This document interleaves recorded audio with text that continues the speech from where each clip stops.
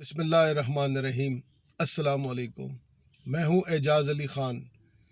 کچھ واقعات اور کچھ معاملات ایسے ہوتے ہیں کہ جو ایک مخصوص عرصہ گزرنے کے بعد اپنے آپ کو کسی اور شکل میں ظاہر کرتے ہیں، یا آپ کو محسوس ہوتا ہے کہ یار ایسا اس سے ملتا جلتا واقعہ یا اس سے مماثلت رکھنے والا کوئی کام 10 سال پہلے یا 20 سال پہلے یہ 25 سال پہلے بھی ہوا تھا۔ آج نہ جانے کیوں ایک دم میرے ذہن میں ماضی کے دو قابل قدر اور بہت بڑے نام ایتھلیٹکس کی دنیا میں وہ میرے ذہن میں آئے۔ ایک کا نام ہے کارل لیوس اور دوسرے کا نام ہے بین جانسن۔ یہ جو کارل لیوس ہے اس کا تعلق ہے امریکہ کے ساتھ، USA کے ساتھ، اور بین جانسن جو ہے اس کا تعلق ہے کینیڈا کے ساتھ۔ یہ دونوں دنیا کے تیز ترین انسانوں کا جو ایوارڈ ہے وہ لے چکے ہیں، یعنی یہ دونوں اپنے اپنے دور میں 100 میٹر کی ریس جو ہے وہ جیت چکے ہیں۔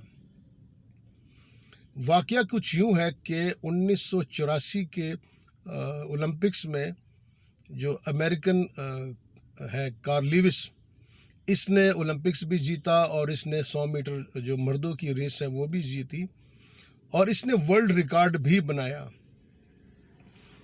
اور یہ دنیا کا تیز ترین انسان جو ہے وہ قرار پایا۔ اور اس دوران بن جانسن جو تھا اس کے اوپر کچھ پابندیاں لگی تھی، ڈوپ ٹیسٹ اس کا پازیٹیو آیا تھا، اور ان دنوں میں ایک بڑا کامن لفظ تھا کہ جی اس نے طاقتور ادویات جو ہیں وہ استعمال کی ہے۔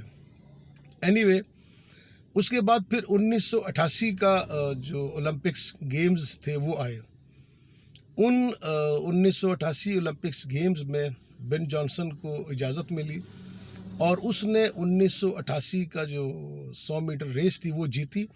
نہ صرف وہ ریس جیتی بلکہ اس نے کارل لوئس کا ریکارڈ بھی توڑ دیا اور دنیا کا تیز ترین آدمی قرار پایا۔ اس دوران اس کے اوپر ایک انکوائری کنڈکٹ ہوئی، اور اس میں دوبارہ سے یہ بات سامنے آئی کہ جو بن جانسن ہے اس نے دوبارہ سے طاقتور ادویات استعمال کی تھی، اور اس لیے اس سے یہ ہم جو ایوارڈ ہے یا جس کا اعزاز ہے یہ ہم اس سے واپس لے لیتے ہیں کہ یہ دنیا کا تیز ترین آدمی ہے۔ اور اس طریقے سے وہ ایوارڈ جو تھا یا وہ اعزاز جو تھا وہ واپس جو امریکن ایتھلیٹ تھا کارل لیوس اس کے پاس چلا گیا۔ جو میری تھم میل ہے اس میں جو بلو ٹریک سوٹ میں ہے یا بلو کٹ میں ہے وہ کارل لیوس ہے، اور جو ریڈ کٹ میں ہے وہ ہے بین جانسن۔ اب آتے ہیں دوسری طرف، ان دونوں کریکٹرز کو آپ یاد رکھیے، کارل لیوس اور بن جانسن، جس نے طاقتور ادویات استعمال کی اور پھر اسے ایوارڈ جو ہے وہ واپس لے لیا گیا، اور اسی کو ہی ڈکلیئر کیا ہے world record holder Carl Lewis کو۔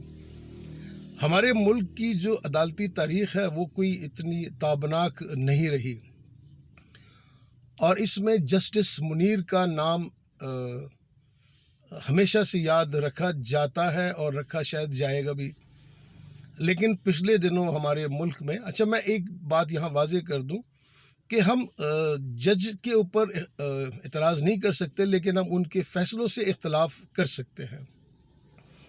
تو جسٹس منیر کے جو فیصلے تھے وہ ابھی تک تاریخ میں سیاہ باب کے طور پہ یاد رکھے جا رہے ہیں، اور پچھلے دنوں جو جسٹس قاضی صاحب کی عدالت سے جو فیصلہ آیا اس فیصلے سے کچھ اس طرح کا تاثر ملا کہ شاید جو قاضی صاحب کا یہ فیصلہ ہے اس فیصلے کی وجہ سے جو ان کا ریکارڈ تھا جسٹس منیر کا وہ شاید اب ان کے پاس نہیں رہا، اور یہ ریکارڈ موجودہ فیصلے کی بدولت موجودہ چیف کے پاس آ گیا۔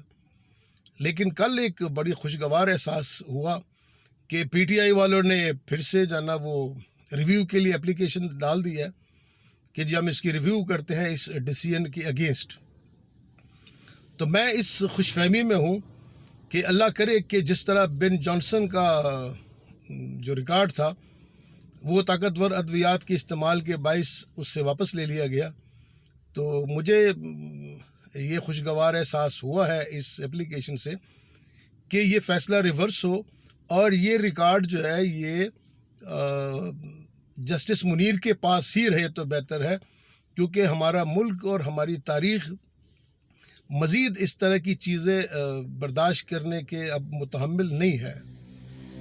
اور یہ ایسی چیزیں ہیں کہ یہ آپ کا پیچھا کبھی نہیں چھوڑتی. تو بس جس کا پیچھا نہیں چھوڑ رہی اسی کو مبارک ہو.